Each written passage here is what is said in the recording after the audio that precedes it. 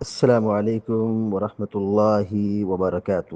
الحمد للہ رب العالمین والعاقبۃ للمتقین والصلاة والسلام علی اشرف الانبیاء والمرسلین نبینا محمد وعلی آلہ وصحبہ اجمعین ومن تبعهم بإحسان إلى يوم الدين أما بعد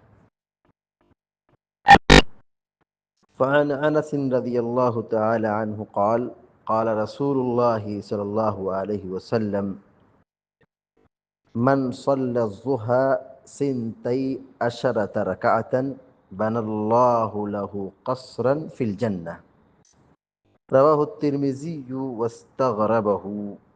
بلوغ المرام من ادلة الاحکام کی حدیث نمبر 312 ابھی آپ کے سامنے پڑھی گئی ہے۔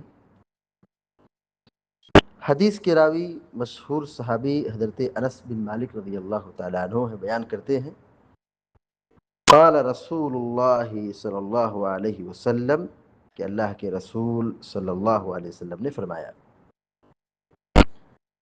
من صلی الضحى سنتی عشرۃ رکعۃ، من مانے جو، صلی یصلی کے مانے نماز پڑھنا، من صلی جو پڑھے مطلب نماز پڑھے، الضحى چاشت، الضحى چاشت، من صلی الضحى جو چاشت کی نماز پڑھے،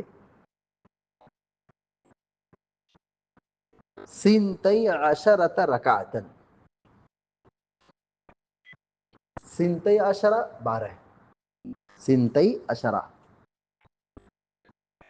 من صلی الضحى سنتی عشرۃ رکعۃ جو چاشت کی 12 رکعت نماز پڑھے،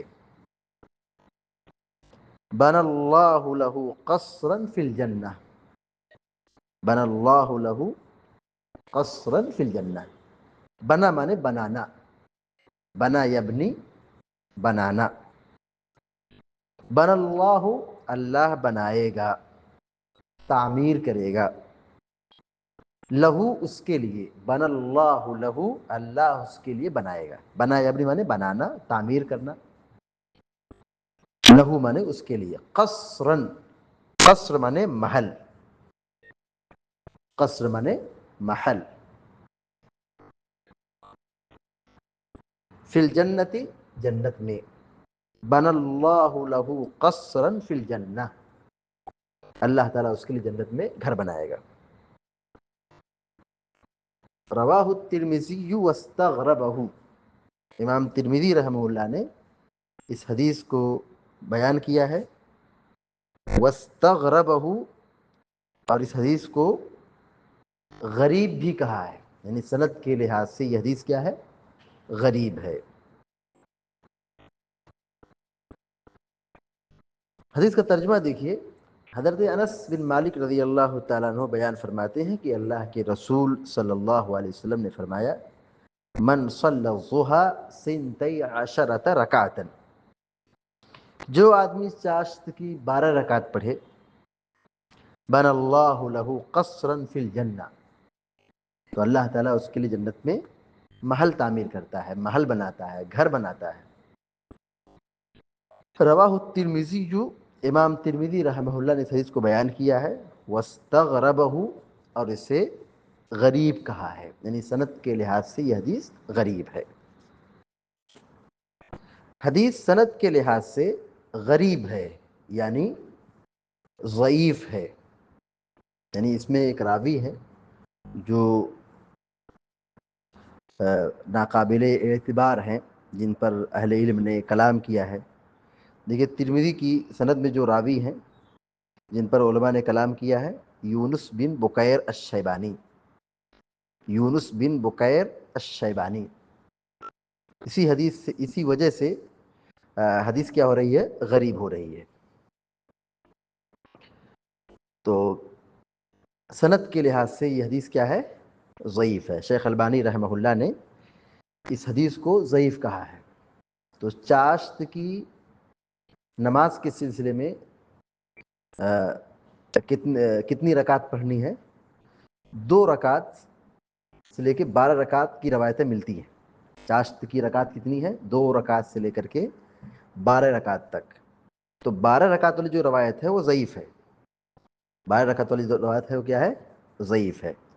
اللہ کے نبی صلی اللہ علیہ وسلم سے 8 رکعت پڑھنا ثابت ہے.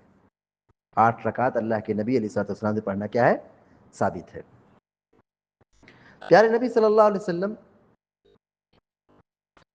جب سفر سے واپس آتے تھے، حضرت عائشہ صدیقہ رضی اللہ تعالیٰ عنہا نے جو بیان کی ہے کہ آپ 8 رکعت پڑھتے تھے، تو چاشت کی 8 رکعت پڑھنا اللہ کے نبی علیہ الصلوۃ والسلام سے ثابت ہے. اور 4 رکعت اور 2 رکعت کا بھی ذکر ملتا ہے چاشت کی رکعت کے سلسلے میں.